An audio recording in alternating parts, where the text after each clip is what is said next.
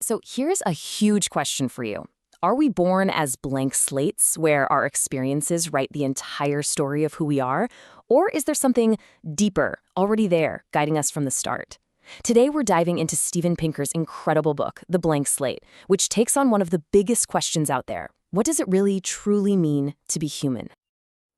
Pinker kicks things off with this really simple but powerful idea. Whether we know it or not, every single one of us has a theory about why people do what they do. And these theories, well, they shape everything: how we parent, how we vote, who we fall for. And for a long, long time, most of the 20th century, in fact, one particular theory just completely ran the show. Pinker calls this dominant viewpoint the official theory.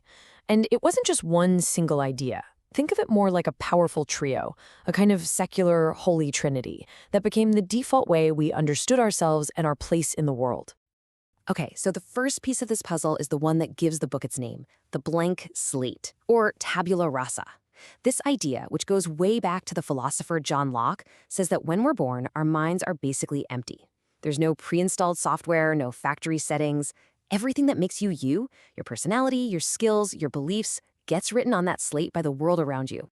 In this view, nurture isn't just a big deal, it's the whole shebang. Next up, you've got the noble savage. This idea, pushed by Jean-Jacques Rousseau, paints a pretty romantic picture. It suggests that deep down, in our natural state, we're all fundamentally good. Things like greed, jealousy, and violence? Nope, that's not the real us. According to this view, those are just corruptions, nasty bugs we pick up from society, from things like private property and governments. And rounding out this trio is the ghost in the machine. This is René Descartes' famous concept of dualism. The idea is that your mind, the ghost, is totally separate from your physical body and brain, the machine.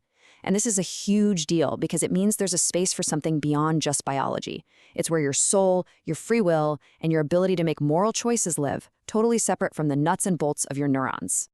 So you have to understand, this trinity wasn't just some dusty old academic theory. It became the bedrock for all our hopes and dreams of progress. I mean, think about it. If we're all blank slates, we can engineer a perfect society just by creating the right environment. If we're noble savages, we just need to strip away the corrupting parts of civilization. And if there's a ghost in the machine, then our choices are truly and totally our own.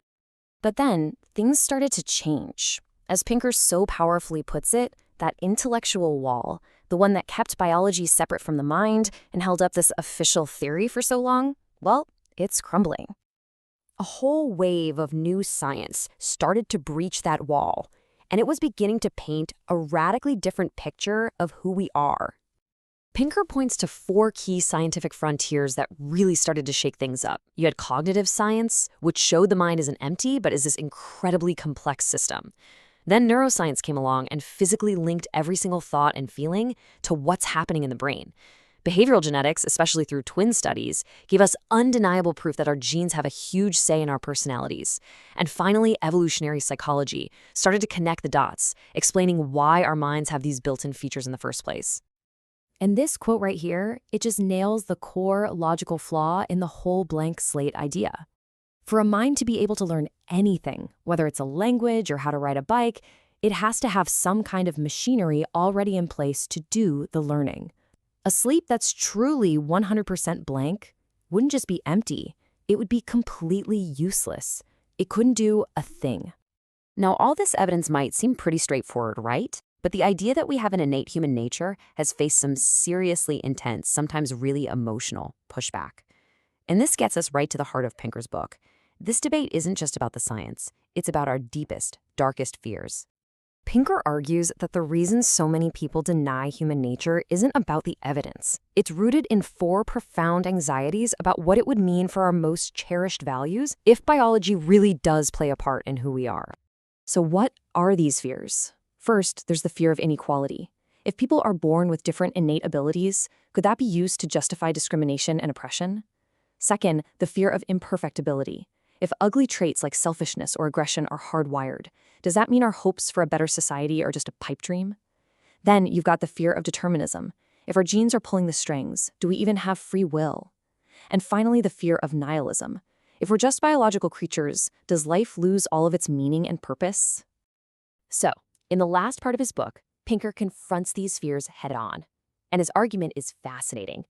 He says that a real scientific understanding of human nature doesn't have to destroy our values. In fact, it could give them a much stronger foundation to stand on. This slide is absolutely crucial because it lays out a point that's so often missed. Truly horrific ideologies have sprung from both extremes of this debate.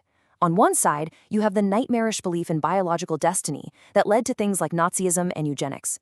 But on the other side, the blank slate idea, when taken to its extreme, was used to justify totalitarian regimes that tried to force a new man into existence, and the result was just as catastrophic. The danger isn't on one side, it's at both extremes. So what's Pinker's solution? It's that we need to stop denying human nature and start understanding it. When you think about it, understanding our shared human nature is actually the best argument there is for universal rights. And knowing about our darker impulses, like our tendencies toward tribalism or revenge, isn't a reason to give up. It's the critical first step in designing smarter systems of government and justice that can actually work with the grain of who we are, not against it. There's this fantastic quote from the movie The African Queen that just sums it all up perfectly. Knowing our nature doesn't mean we're trapped by it. Not at all. It just means we finally know what we're up against. It tells us what we need to work on, what we need to rise above. It gives our moral compass a dose of reality. And so, the blank slate leaves us wrestling with this final, massive question. Does a scientific understanding of who we are lock us into some kind of biological prison? Or is it actually a map? One that for the very first time gives us a real, honest starting point for the timeless project of building a better, more humane world.